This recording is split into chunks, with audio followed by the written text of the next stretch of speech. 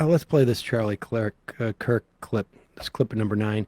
There's a two-step here that's going on in terms of transphobia, and frankly, we did it. We saw this in terms of Islamophobia.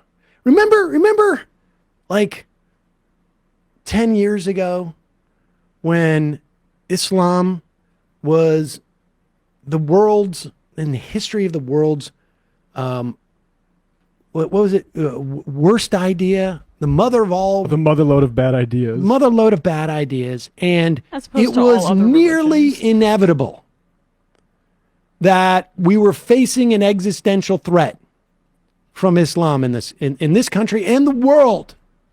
All of Western society was facing an inevitable threat, an existential threat from Islam. Now there was a two-step, right?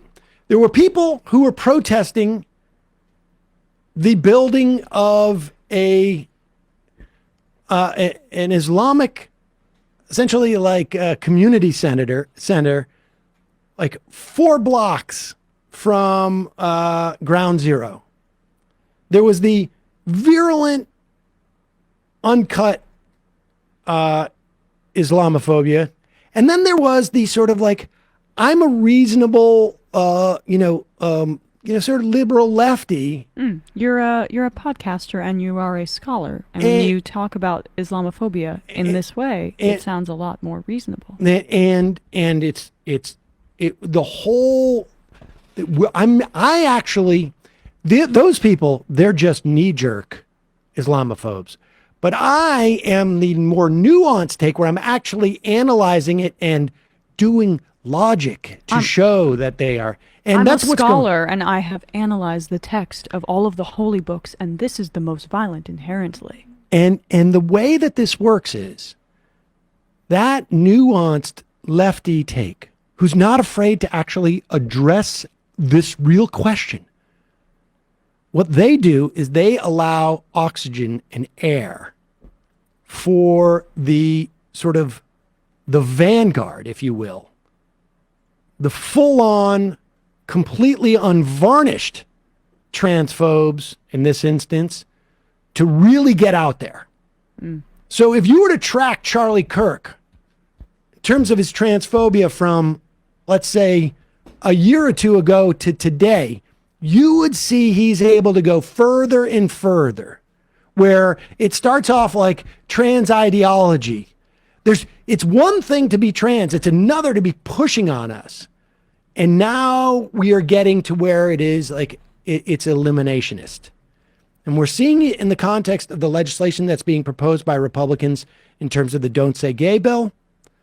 And what happens is, as these bigots move on one direction, it gets backfilled by all the reasonable leftists who are just like, well, the real issue is we need to protect the kids and we need to have an honest debate about this. And in fact, it's not an honest debate. The Sam Harrises of transphobia. Exactly. And just to give a slight bit of context here, how they start, Charlie is reacting to this trans TikToker, Dylan Mulvaney, who met with Biden at the White House, and a caller or a viewer responds to him by saying, oh, maybe this was an October surprise, that Biden meeting with this trans TikToker is going to almost lose him the midterms. And just a question, did any of us know that Dylan Mulvaney, did any of us know who Dylan Mulvaney was, or him being at the White House? Because that's why I'm leaving the left. I heard about this. This is all a manufactured, like the idea that somehow something's changed with trans ideology. They're taking over. And in fact, you look at every one of the 60 pieces of legislation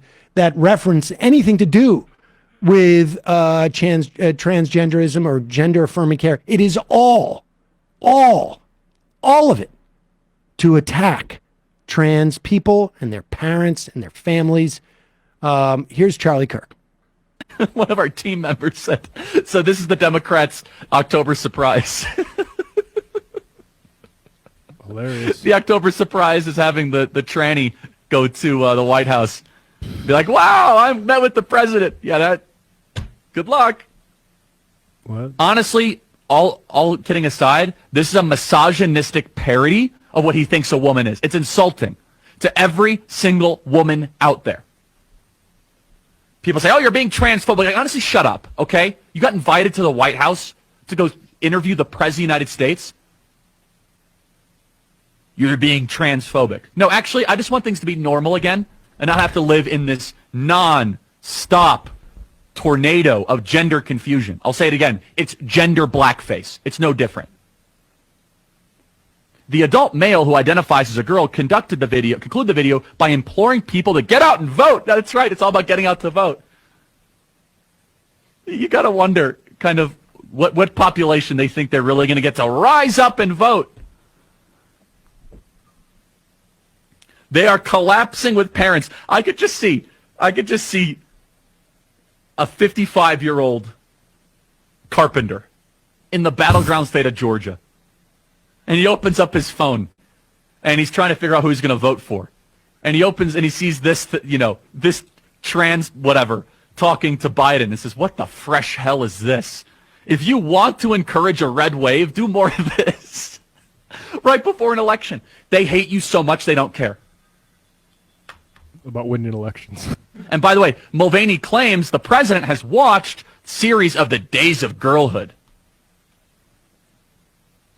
And, if you want to go really far, it honestly in some ways could be worse than blackface because the people in blackface never actually claimed they were black people. We always have to be lectured about appropriation of cultures and all that. Why can you appropriate womanhood? I mean, this is about erasure.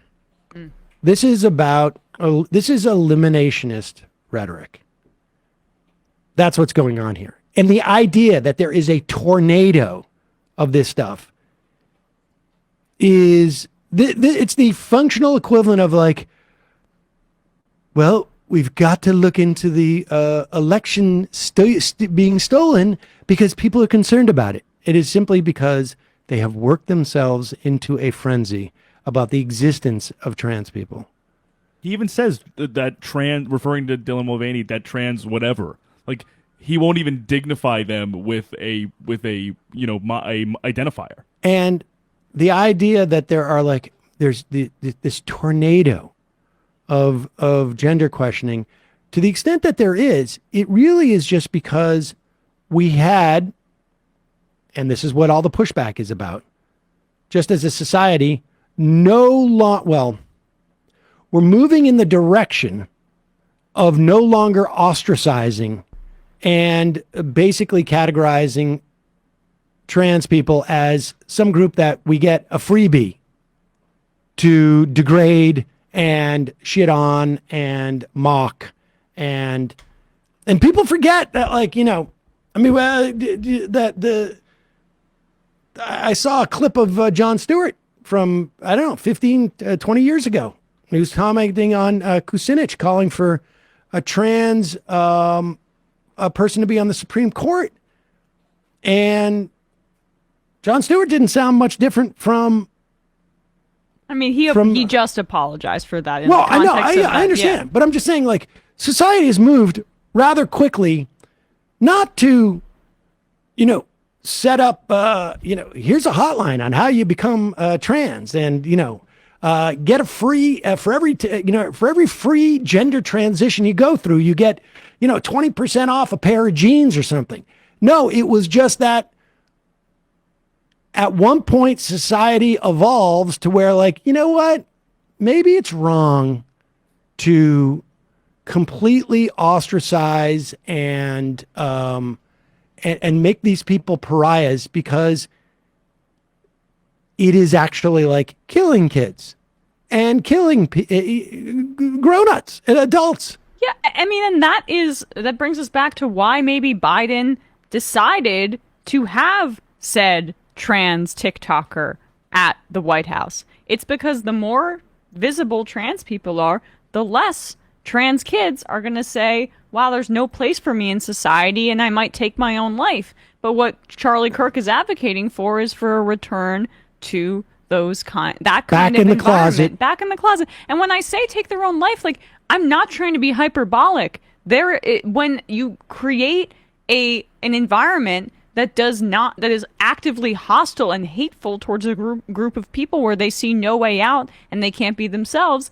those are the consequences, and these are the consequences that Charlie Kirk wants. Absolutely. And nobody who did blackface for fun, which, like, pretty sure some of your friends still do that, Charlie Kirk, I would guess, or at least laugh about it behind the scenes. Maybe he knows Crowder.